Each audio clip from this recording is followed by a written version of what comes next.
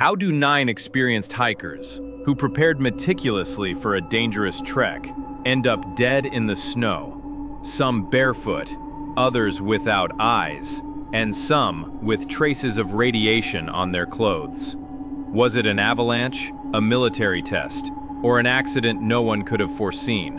When officials closed the case in 1959, the inquest ended with a single phrase: a compelling natural force, used to formally close the criminal investigation. But what does that really explain? One man, Yuri Yudin, survived only because illness forced him to turn back on January 28th. The rest pressed on into the mountains, never to return. Their absence would soon draw rescuers to the slopes of the Urals, where the first discovery confronted them with a scene that defied reason. On February 26, 1959, searchers finally located the group's camp amid the snowbound slopes of the northern Urals. The tent was still standing, tilted and half buried by wind and drift, but unmistakably intact.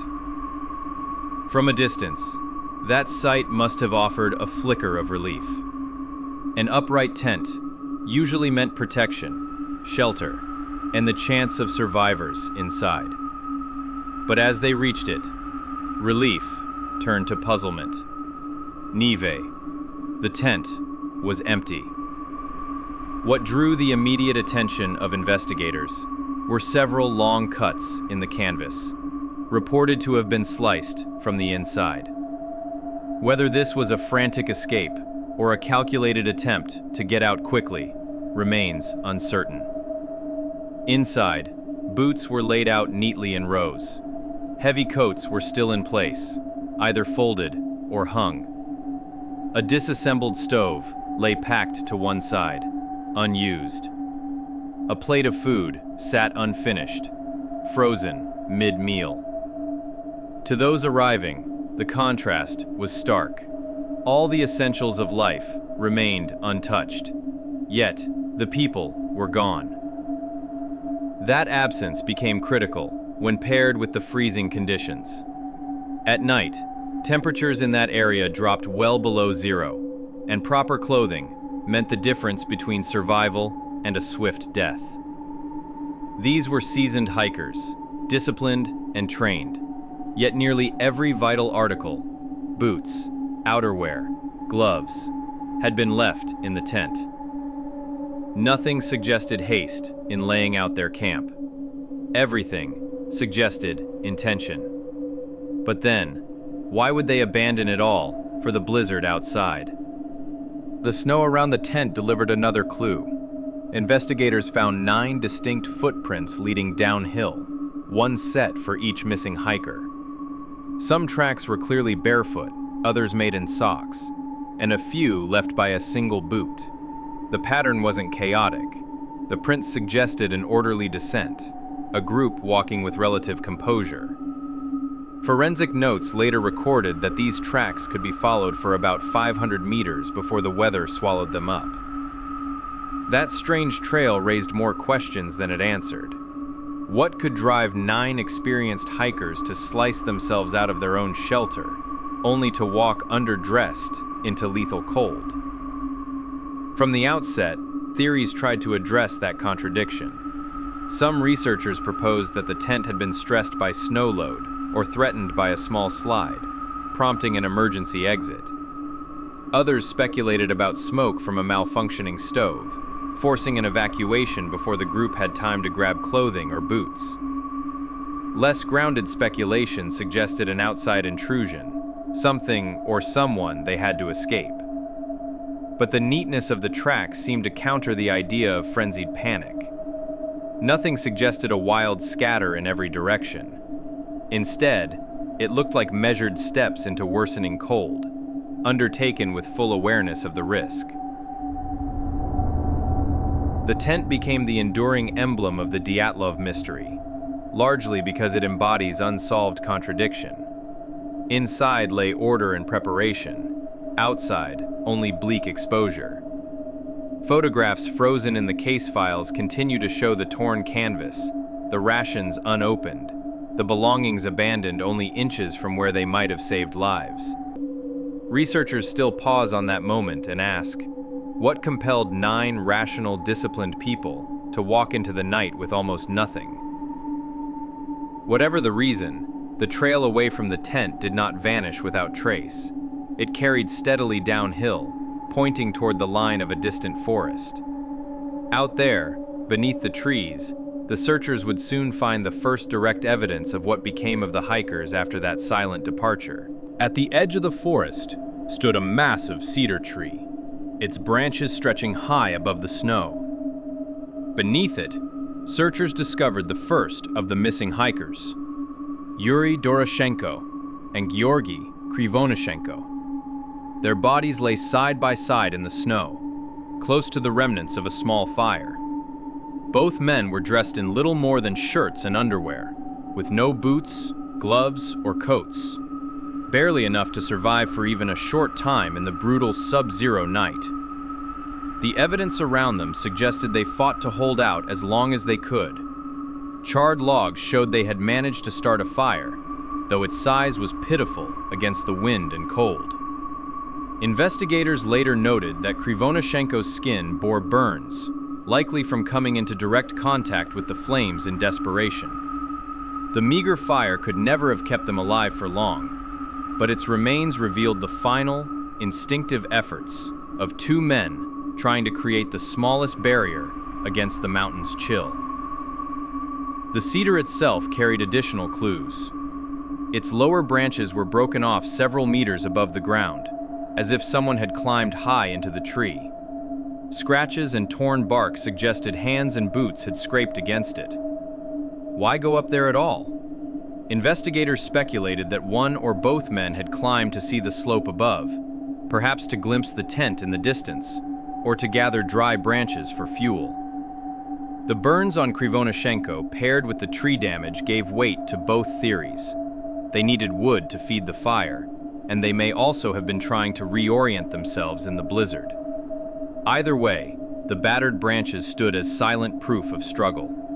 Forensic examiners later concluded that both Doroshenko and Krivonyshenko had died of hypothermia.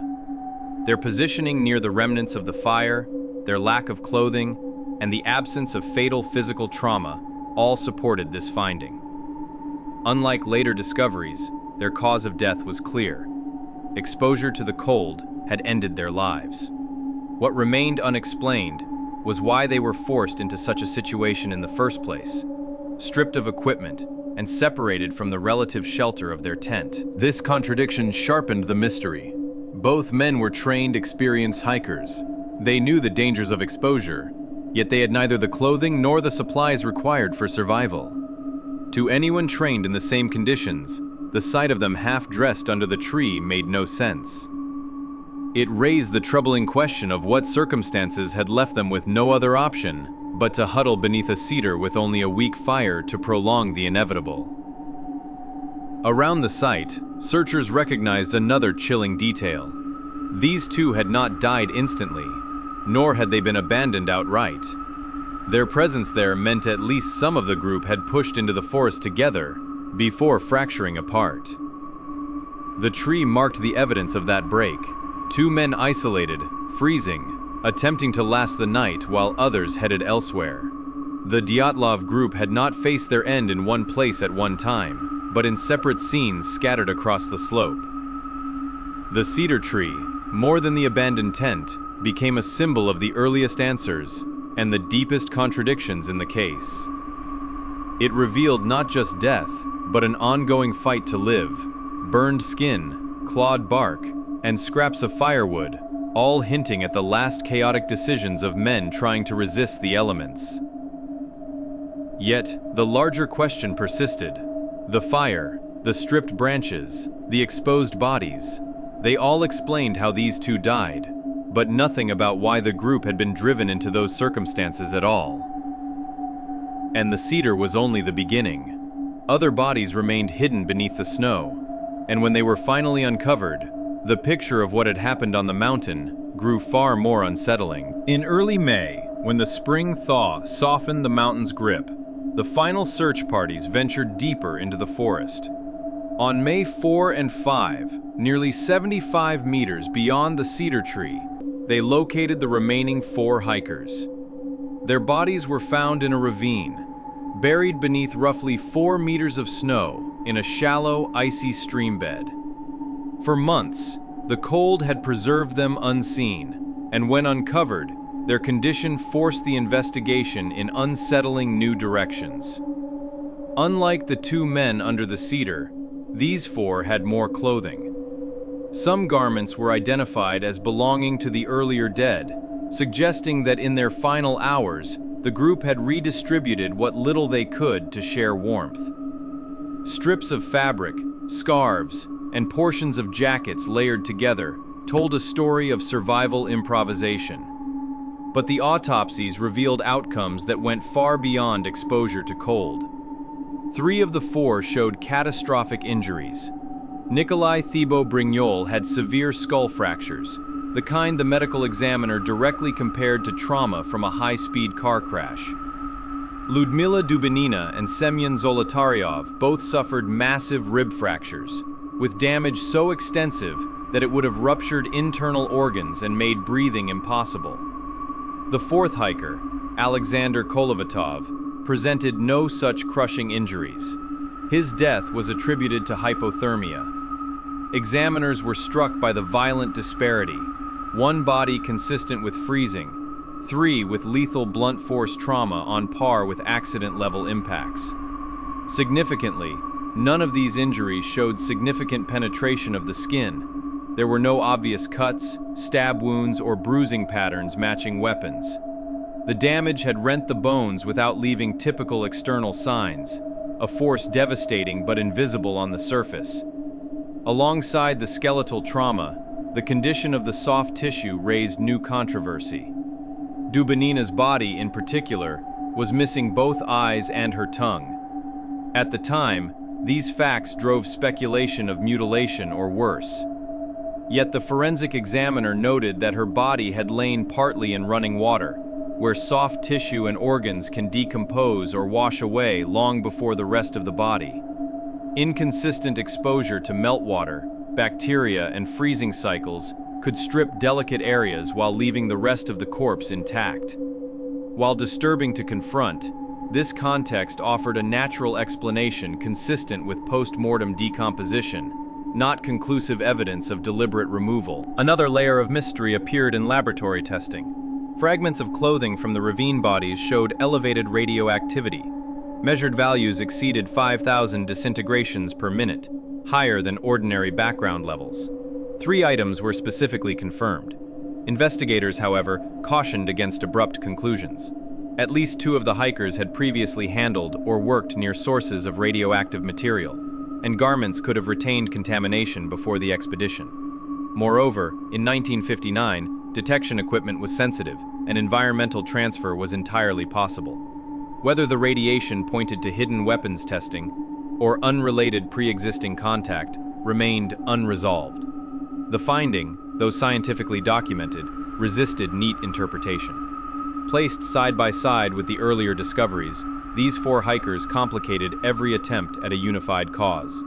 The Cedar Tree victims had died in circumstances that aligned with hypothermia: bare skin, a weak fire, gradual freezing.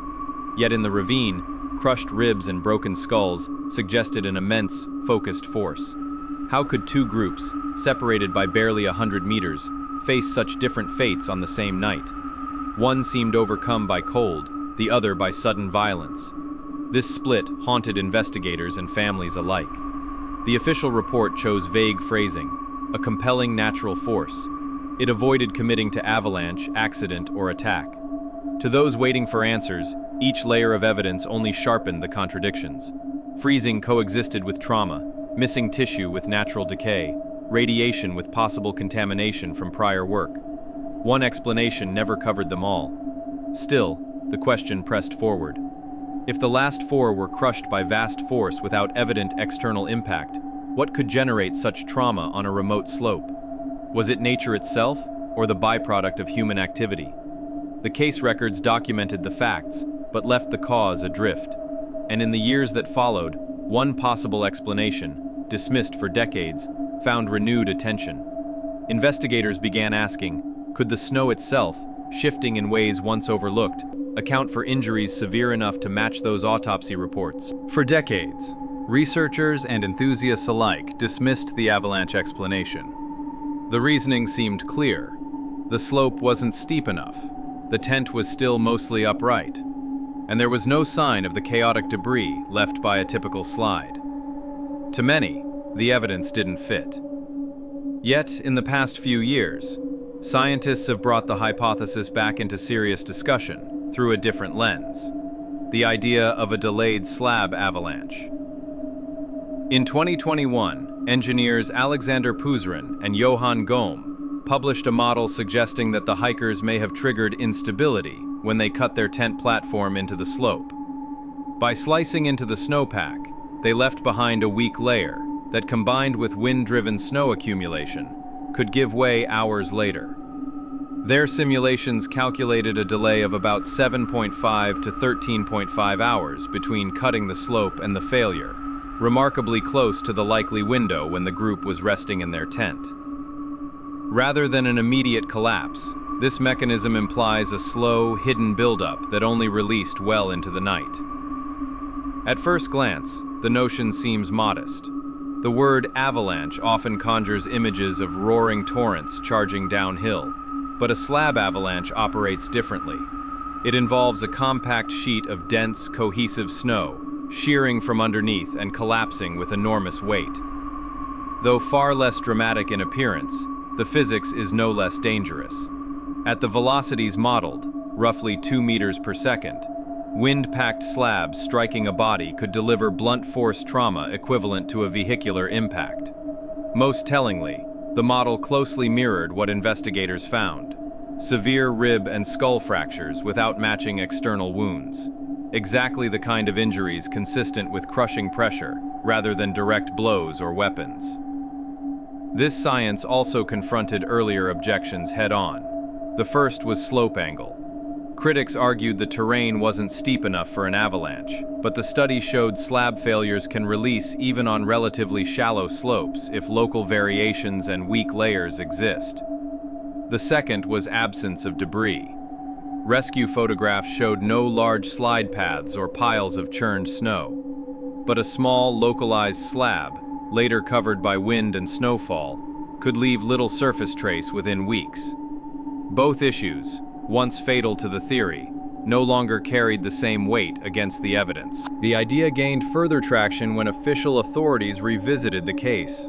In 2019, Russian prosecutors reopened the investigation, focusing solely on natural explanations.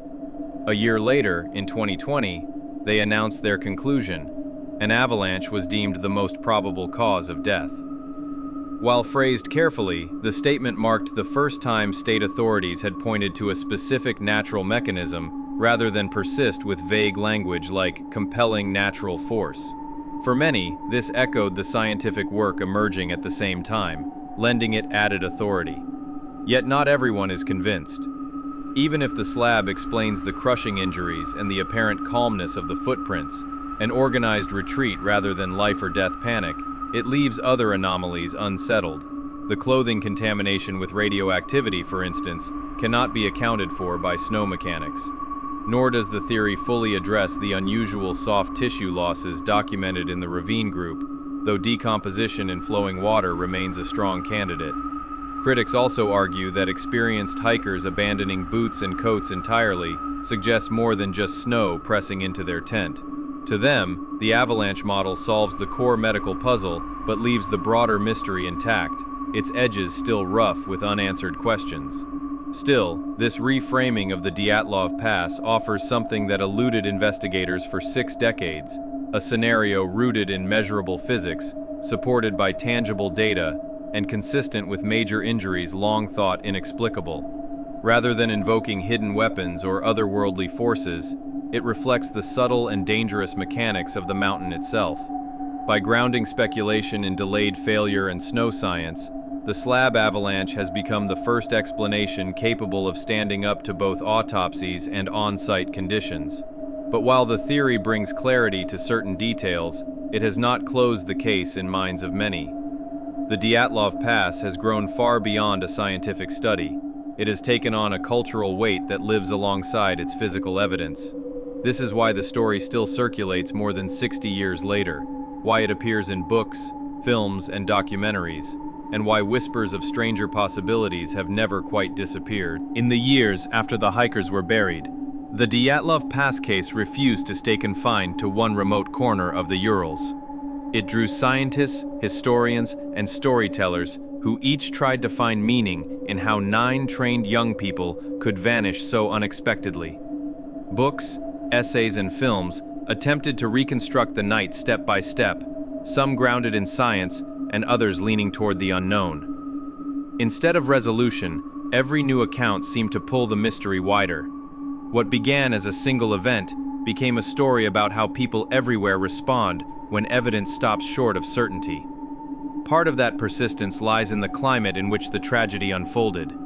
The Cold War fostered a culture of secrecy in the Soviet Union, where unexplained accidents were often sealed in silence. When officials closed the original criminal inquest in 1959, all they offered the families was the phrase, "a compelling natural force." For decades, the case files remained classified, inaccessible to relatives or outsiders. This combination, lack of details, vague conclusions, and locked documents, fed rumor. Families received no clarity, only official silence, which gave weight to suspicion and encouraged speculation that extended far beyond the snow itself. Amid this silence, scattered claims surfaced. Some residents later spoke of bright fireballs or glowing objects streaking across the winter skies around the time of the incident, though the reports differed in location and date and remain unverified. Others whispered of secret weapons experiments hidden in the range, speculation joined by whispers of radiation tests when traces were later found on clothing. The secrecy of the era meant that even natural accidents became entwined with mistrust. What might have been interpreted simply as a hiking tragedy grew into a mirror of Cold War unease. The pain was felt most directly by the families. To them, the hikers were not symbols of mystery but sons, daughters, classmates, and friends. Year after year, parents and siblings wrote petitions for fuller explanations. Each vague reply only deepened the sense of loss. One survivor lived with this burden personally. Yuri Yudin, the 10th member of the group, had turned back on January 28th due to illness. His decision saved his life, but he spent decades wondering why fate chose him to walk away while the others marched on to their deaths. For those left behind, silence never answered that question, and it ensured the story never faded. As time passed, the Dyatlov Pass turned into 2 parallel narratives. On one side stand researchers applying science, modern avalanche models, forensic reviews, and explanations rooted in natural hazards. These seek to match physical evidence with measurable causes, narrowing the unknowns to snow, wind, and cold. On the other side stand retellings shaped by culture, stories of military testing concealed in the mountains, sightings of fireballs mistaken for weapons or visitors from beyond, or even folklore-rich tales of predators in the wilderness. The same facts become raw material for logic or for myth, and audiences choose which path to follow. Every explanation fits part of the evidence. None of them fit all. A delayed slab avalanche aligns with trauma to ribs and skull, but cannot explain radiation traces. Military testing answers secrecy, but not the barefoot prints in neat formation. Tales of UFOs introduce spectacle, but carry no proof outside scattered, conflicting reports. Each time a theory rises, gaps force others to take its place. The mystery remains porous, its edges shifting so that facts seem to scatter rather than settle. That is why this case endures. Unlike other tragedies that fade into quiet pages of history, Dyatlov grows larger as the years pass. It touches fears of nature's violence, suspicion of hidden forces, and intrigue when evidence never reaches clarity. For more than 60 years, these elements have kept 9 young hikers alive in imagination, not as statistics, but as the center of a question too stubborn to go away. And it is in that persistence that the paradox resides. Every time evidence seems closer to closing the book, contradictions return to open it again. What began on a cold mountain slope lingers because no single explanation fits cleanly, and because absence of certainty gives people room to ask again and again. What really happened that night? What lingers after all the decades are the contradictions we can't quite reconcile. The tent was slashed open from the inside, while boots and coats, their lifelines, remained neatly behind. The first bodies showed the slow grip of hypothermia, while others in the ravine bore crushing trauma, usually seen only in violent accidents. Some garments carried measurable traces of radioactivity, and now a modern slab avalanche model offers a coherent mechanism for the injuries, though it cannot resolve every remaining anomaly. First week, science has narrowed the field of explanations, but uncertainty keeps the case alive. Which account feels most convincing to you? The avalanche model, hidden military activity, infrasound and panic, or something else? Share your thoughts below and add your perspective to one of the most enduring mysteries of the 20th century.